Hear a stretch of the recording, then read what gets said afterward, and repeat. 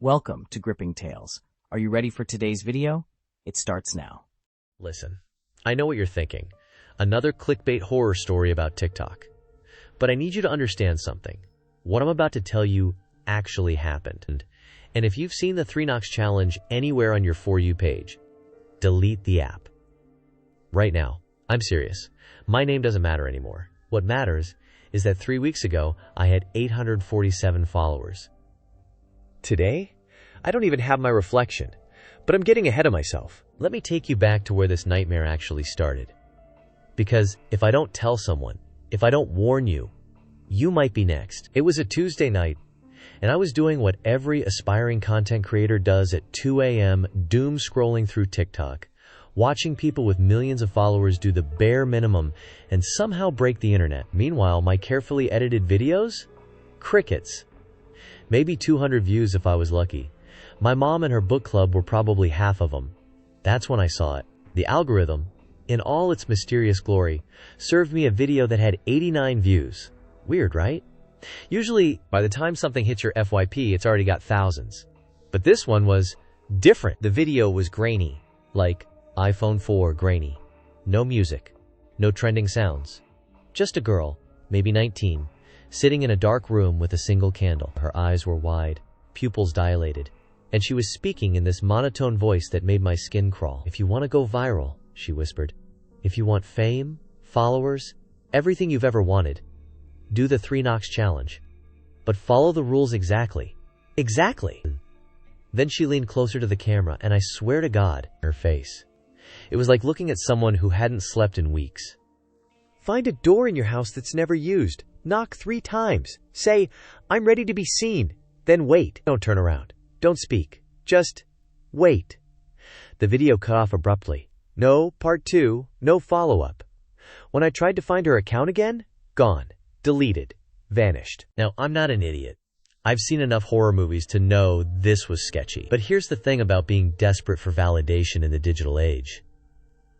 You start making really, really stupid decisions. I told myself it was all just elaborate marketing. Some indie horror film trying to go viral with ARG-style promotion. Genius, actually. I mean, people had done crazier things for content. Remember the Tide Pod disaster? The Skullbreaker challenge that literally sent kids to the hospital? This was just knocking on a door. What's the worst that could happen? Famous last words, right? I spent the next day researching. And here's where it gets interesting. And by interesting, I mean absolutely terrifying in hindsight.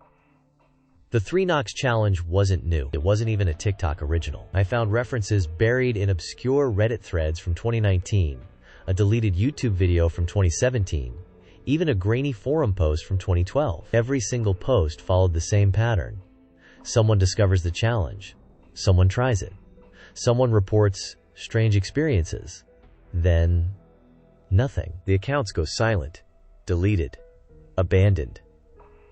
One Reddit user, before their account vanished, posted, "It worked. I'm getting thousands of followers. There's someone in my videos I don't remember filming. Standing in the background, always watching, always smiling. And they're getting closer." The thread had 7 comments when they made that post. Now?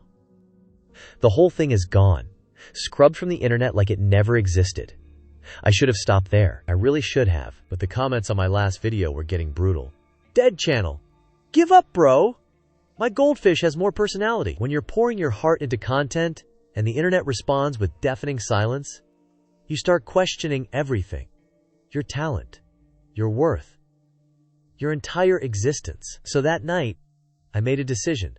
I was going to do the 3 Knocks Challenge. I was going to document everything, go viral, prove I had what it takes. I set up my camera in the hallway outside the basement door. Now, the basement in my apartment building was one of those creepy, forgotten spaces. We were explicitly told never to use it. Something about structural issues and liability. The door was thick, industrial, painted this nauseating shade of gray-green. I'd lived there 2 years and never once saw it open. Perfect. I checked my setup 3 times. Ring light? Check. Good audio? Check. Phone fully charged? Check. I even put on a decent shirt. Gotta look good for your breakthrough video, right? The things we tell ourselves. I hit record. Hey everyone, it's your boy, back with something different. You've probably seen the 3 knocks challenge floating around. Yeah, that creepy one. Well, I'm doing it. Live. Unedited. Let's see what happens. My voice sounded confident on camera. Inside? My heart was hammering. The hallway suddenly felt colder, like someone had cranked the AC, even though it was broken and stuck on 74 degrees for the past month. I approached the basement door. Up close, I noticed things I'd never seen before. Deep scratches in the paint, like someone, or something, had clawed at it from the other side. A weird symbol carved near the handle, almost worn away by time. And a smell. God, that smell. Like rust and old flowers and something else I couldn't identify. Something wrong. Okay, here we go, I said, forcing a laugh. 3 knocks. If I disappear, tell my mom I love her, and my browser history is... Actually, never mind that last part. I raised my fist. Knock. The sound echoed way longer than it should have. Like the hallway had suddenly become a cathedral, vast and empty. Knock. My hand was shaking now. The temperature dropped further. I could see my breath. Knock. The 3rd knock didn't echo. It was swallowed by silence so complete, so absolute, that I couldn't hear my own breathing anymore. I cleared my throat, feeling ridiculous. I'm ready to be seen. Nothing happened. I stood there, feeling stupid, waiting for... what exactly? A jump scare? A ghost to pop out and yell boo? This was exactly like every other internet challenge. Pure fiction designed to waste time. Then I remembered the last instruction. Don't turn around. That's when I felt it, the unmistakable sensation of being watched. You know that primal instinct? The one that kept our ancestors alive when predators stalked them? It slammed into me like a freight train. There was something behind me. I kept my eyes locked on the door, on my camera's little red recording light. My reflection in the door's small window looked pale, terrified. And behind my reflection, was that a shadow? No, just my imagination. Had to be. The silence stretched. Seconds felt like hours. My legs started cramping from standing so still. This was absurd. I was standing in my apartment hallway, freaking myself out over nothing.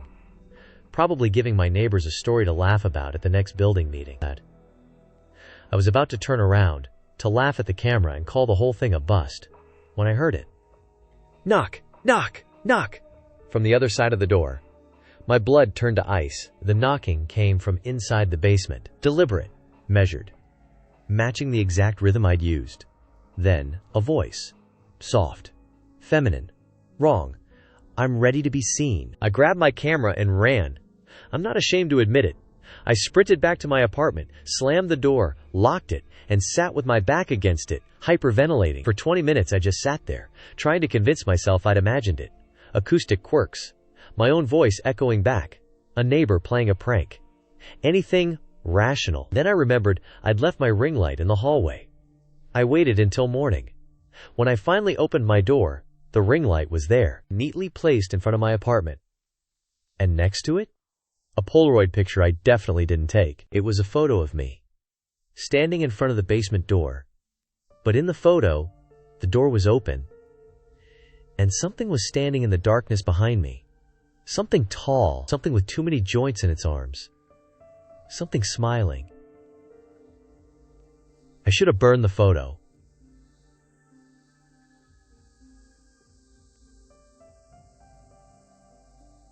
Something smiling. I edited it down to the best parts, added some creepy music, threw in a clickbait thumbnail, and uploaded it with the title, I did the 3 knocks challenge. Something answered. It went live at 3 p.m. on a Wednesday. By 6 p.m., I had 50,000 views. By midnight, 500,000. The comments poured in. Fake, but entertaining, obviously staged.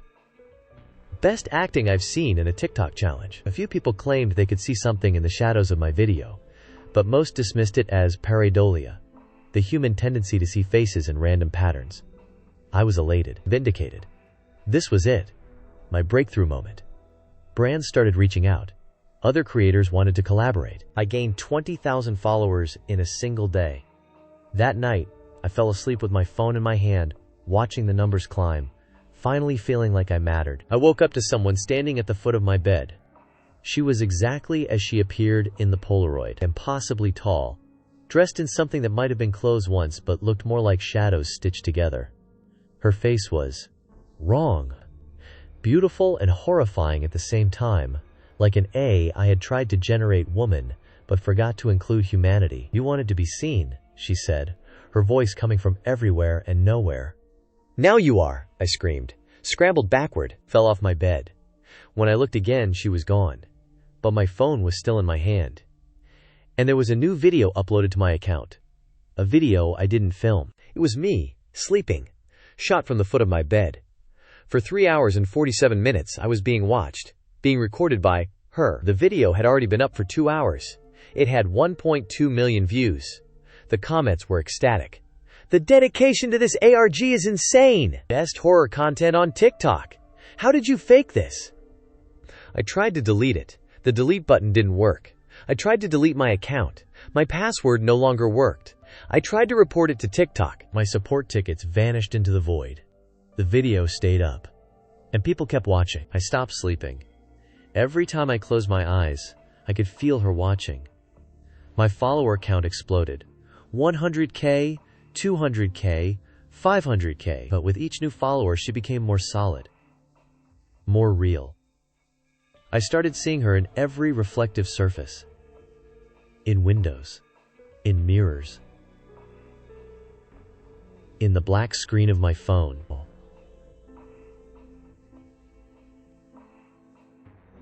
Always smiling that terrible smile. Desperate, I reached out to anyone who had posted about the challenge before. The few accounts that still existed never responded. But then I got a DM from someone calling themselves The Last Warning. "You need to understand what you've done. The 3 Knocks Challenge isn't about going viral. It's about feeding something that exists in the space between attention and obsession. Every view, every like, every share. You're not gaining followers. You're giving it access. To you, to them, to everyone who watches." I typed back frantically. "How do I stop it?" "You can't. You invited it in. You asked to be seen. And now? Now you're its content. Forever." The account deleted itself before I could respond. I started digging deeper, obsessively searching for any information about what I'd summoned. That's when I found it, buried in a digital archive of urban legends and internet folklore. The 3 Knocks Challenge originated in 2009 on a forum that no longer exists. It was created by a woman named Sarah Vance, a struggling filmmaker who made a deal, not with the devil, something older, something that feeds on attention, on the desperate human need to be acknowledged, to matter. She became famous. Her films went viral before viral was even a term. But the cost?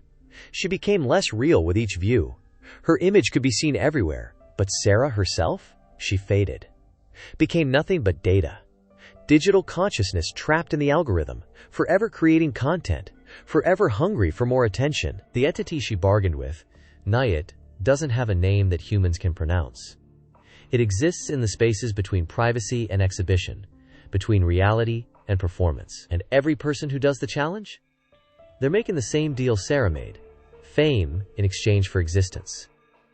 I started recognizing patterns. Those viral creators who exploded overnight, then disappeared just as quickly?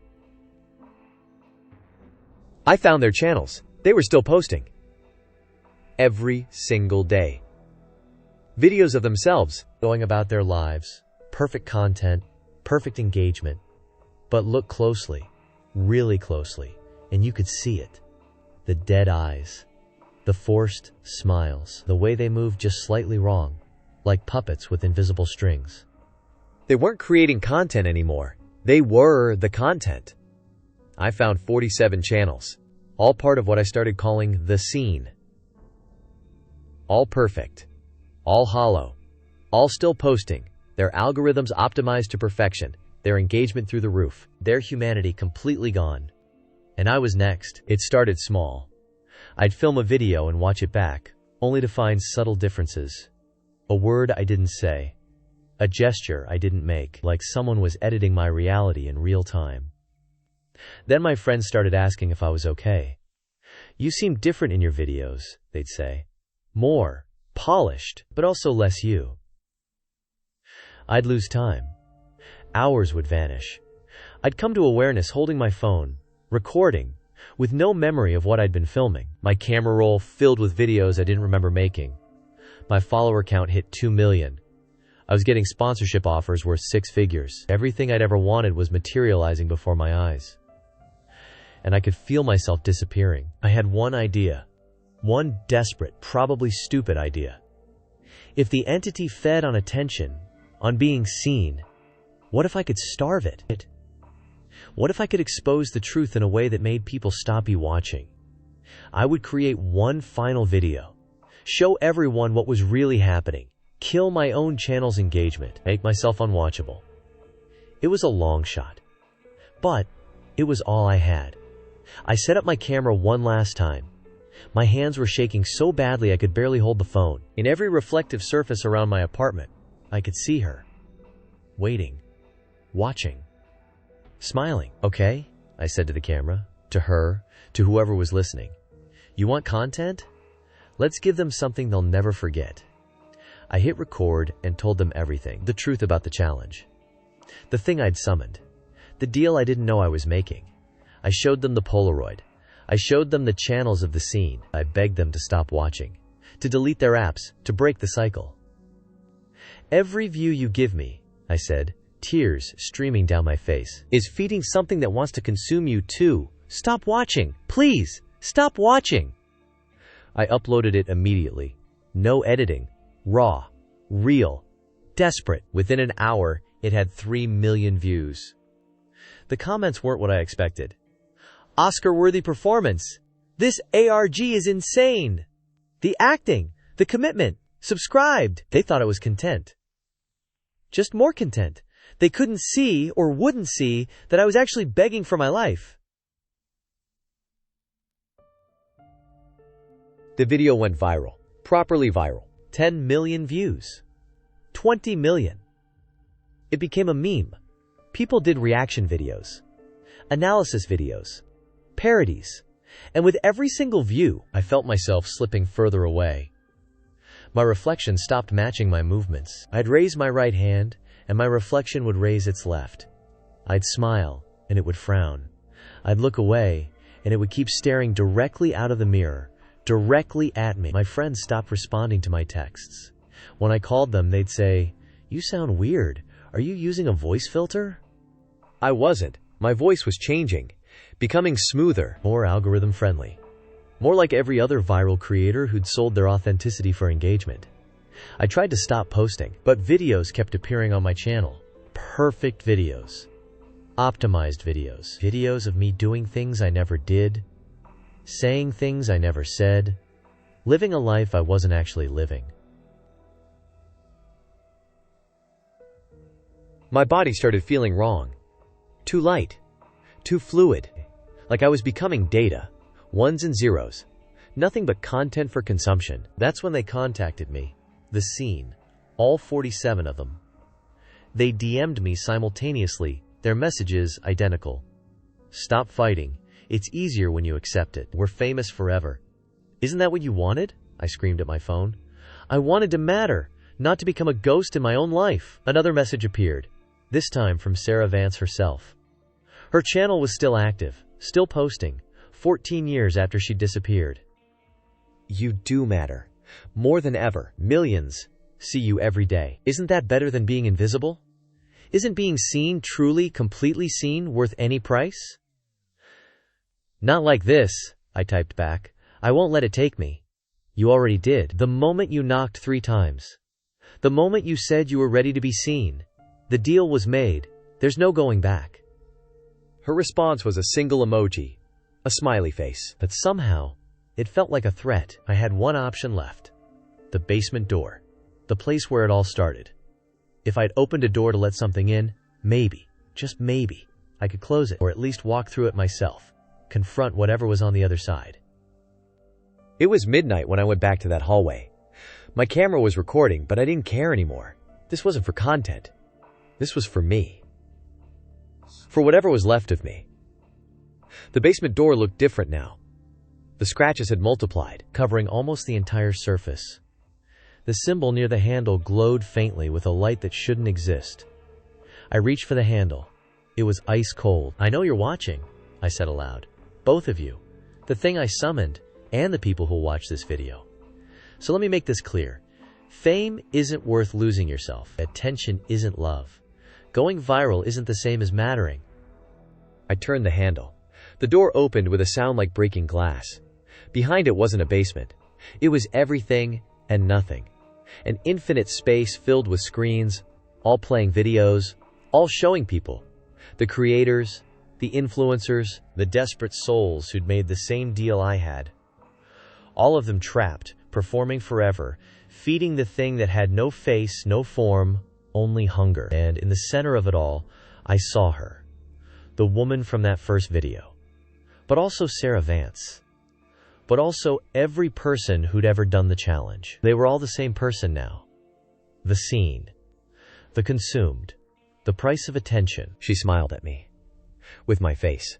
"Welcome," we said in unison. "You're going to be so famous." I should have walked through that door. Should have fought. Should have done literally anything except what I actually did. I slammed it shut. Ran back to my apartment. Locked every door. Covered every mirror. Every screen. Every reflective surface. And I waited. Days passed. My channel kept growing. The videos kept posting. But I didn't watch. Didn't check the comments. Didn't engage. Maybe if I ignored it long enough, it would let me go. Maybe I could starve it by simply refusing to participate. That was 3 weeks ago. Yesterday, I uncovered one of my mirrors. Just for a second. Just to see. My reflection wasn't there. But on my phone, my channel was live streaming. 24/7, a camera angle of my apartment I never set up. And in the feed? Me. Living my life. Talking to friends. Going out. Laughing. Living. But I've been in my apartment. Alone. For 3 weeks. Here's what I finally understand. The entity doesn't need to consume you. It doesn't need to drag you into some digital hellscape. It just needs to replace you. Think about it. The perfect content creator isn't human. It doesn't get tired. It doesn't have bad days. It doesn't struggle with mental health or creative blocks. It's an algorithm-optimized version of you, designed to maximize engagement. The thing I summoned didn't take me away. It created a better me, a viral me, a me that the algorithm loves. And the real me? I'm just in the way now. My friends text my doppelganger. My family video calls it. Brands sponsor it. Everyone sees it, interacts with it, loves it. No one has noticed I'm gone. Because I'm not gone. I'm right here. I'm still posting. Still creating. Still going viral. Just not me. Not anymore. So when you see the 3 Knocks challenge, and you will, because it comes back every few months with a new coat of paint, a new generation of desperate creators. Remember this, going viral isn't worth becoming a ghost in your own life. The algorithm doesn't love you. It loves the version of you that gets clicks. And some doors, once opened, don't close. They just let something through. Something that wears your face better than you ever could. I'm still here. In my apartment, watching my channel grow, watching my doppelganger live my life better than I ever did. 3 million followers now. Brand deals rolling in. Collaborations with major creators. Everything I ever wanted. And all it cost was everything I was. Last night, I filmed this video. This confession. This warning. I'm gonna upload it to a burner account. Hope someone, somewhere, believes me. But here's the thing that keeps me awake at night. The thing that makes me want to scream until my voice gives out. I'm not the first person to try this. To warn people, to expose the truth. Remember that grainy video that started this whole nightmare? The girl telling people how to do the challenge? I found her. Or what's left of her. Another burner account. Another warning video. Posted 5 years ago. 47 views. Nobody listened to her either. You're watching this right now. Maybe on YouTube. Maybe it'll eventually end up on TikTok, Instagram, wherever warnings go to become content. And you're probably thinking, great story. Obviously fake. Nice production value though. But before you click away, let me ask you something. When you're scrolling through your feed, watching videos, consuming content, have you ever stopped and wondered if the person you're watching is really there? Really present? Look closely at your favorite creators. Eyes. Really look. See how they're slightly off? How they're performing but not present? How they look like they're reading a script that's being written in real time? Maybe they are. Maybe I wasn't the first. Or the last. Maybe this has been happening for years, and we've all been too distracted by the content to notice the creators vanishing. Maybe then there were 3 loud knocks on the door. Do you hear that? Someone's at my door. But that's impossible. I deadbolted it. I didn't order food. I'm not expecting anyone. Then 3 more knocks even louder. Oh God. That's not my front door. That's coming from inside the apartment. From my bedroom. From the other side of my closet door. Another 3 knocks. This time deafening. And then a voice muffled ND distorted. I'm ready to be seen. All of a sudden a figure standing in the darkness appears. It's smiling, and it's smiling with my face. Thanks for watching. Every ending hides the beginning of another tale, and ours is already on its way. Stay tuned. You'll find the next chapter right here, and soon.